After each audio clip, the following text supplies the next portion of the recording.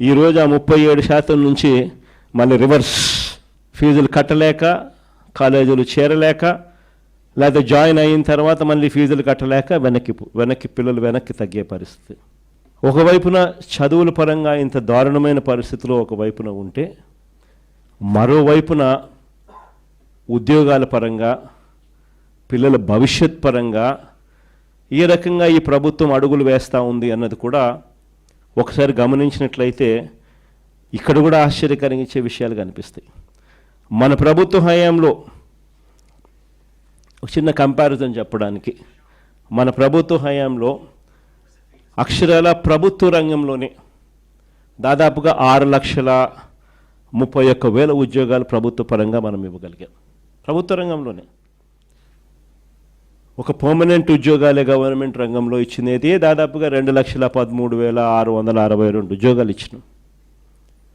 గ్రామ వార్డు సచివాలయాల్లోనే మన కళ్ళ ఎదుటనే యంగ్స్టర్స్ అందరూ కూడా కనిపిస్తారు గ్రామాల్లో. ఆ గ్రామ వార్డు సచివాలయాల్లోనే దాదాపుగా 1,26,000 మంది ఉద్యోగాలు మన హయాంలో ఇచ్చిన ఉద్యోగాలే మన పిల్లలే కనిపిస్తారు.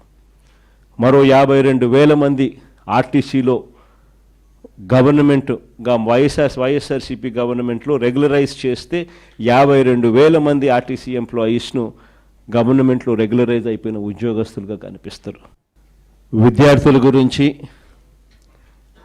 యువకుల ప్రాధాన్యత గురించి, రాజకీయాలలో భవిష్యత్తు గురించి నిజంగా ఎక్కడైనా కూడా కల్ముషం లేని రాజకీయాలు ఎక్కడైనా స్టార్ట్ అయ్యేటి ఎక్కడైనా ఉంటే, రాజకీయ నాయకుడు పలాని వాడు అని చెప్పి ఎవరైనా కూడా గర్వకారణంగా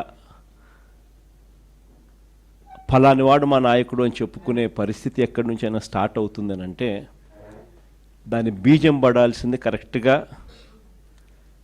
యువత నుంచి బీజం పడాలి, స్టూడెంట్ నుంచి బీజం పడాలి. మీరంతా ఇప్పుడు జనరేషన్ జీలో ఉన్నారు. జనరేషన్ జీలో ఉన్న మీరంతా కూడా నెక్స్ట్ తరానికి, భావి తరానికి మీరంతా కూడా దిక్సూచులు కాబోతూ ఉన్నారు. రాజకీయాలలో నిజంగా తులసి మొక్కల్లా నిజంగా ఎదగాలి. రాజకీయాలంటే ఎలా ఉండాలి అని అంటే, ఫలానోడు మన రాజకీయ నాయకుడు, ఫలానివాడు మా నాయకుడు అని చెప్పి కాలర్ ఎగిరేసుకొని చెప్పే విధంగా కింద వాళ్ళు మన వైపును చూసే పరిస్థితి ఉండాలి. మన యంగర్ జనరేషన్ మన వైపు చూసేట్టుగా ఉండాలి. దట్ కెన్ ఓన్లీ హ్యాపెన్ మనలో ఆ గుణాలు కనిపించినప్పుడు, మనలో ఆ క్యారెక్టర్ కనిపించినప్పుడు మాత్రమే ఆ పరిస్థితులు వస్తాయి. రాష్ట్రంలో ఈరోజు ఏం జరుగుతూ ఉంది, ఎలా జరుగుతూ ఉంది, పరిస్థితులు ఏమిటి, ఇవన్నీ కూడా మీకు తెలియనేటివి కాదు. గట్టిగా విద్యార్థులు, గట్టిగా యువత అడుగులు ముందుకు వేస్తే దేశాలలో గవర్నమెంట్లు మారిపోతూ ఉన్నాయి. రాష్ట్రాలలో గవర్నమెంట్లు మారిపోవడం అనేది పాత స్టోరీ అయిపోతే ఏకంగా బంగ్లాదేశ్ లాంటి దేశాల్లో సైతం గవర్నమెంట్లను మార్చేసి కొత్త గవర్నమెంట్లు వచ్చేసే కార్యక్రమాలు జరుగుతాయి.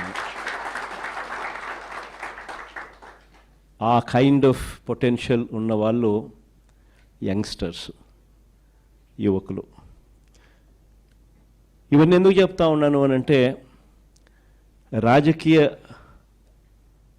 సిచ్యువేషన్లో ఈరోజు ఆంధ్ర రాష్ట్రం గురించి మరీ ముఖ్యంగా, నేను దేశం గురించి పెద్ద మాట్లాడదలుచుకోలేదు కానీ రాష్ట్రం గురించి అయితే మాత్రం ఖచ్చితంగా ఏం జరుగుతూ ఉంది అనేది మనం అంతా కూడా ఇదే రాష్ట్రంలో ఉన్నాం కాబట్టి, ఇది రాష్ట్రం మనది కాబట్టి, మన రాష్ట్రం బాగుండాలని మనం అంతా ఆరాట పడుతున్నాం కాబట్టి ఈ రాష్ట్రంలో రాజకీయ పరిణామాలను మనం గమనించాల్సిన అవసరం ఉంది.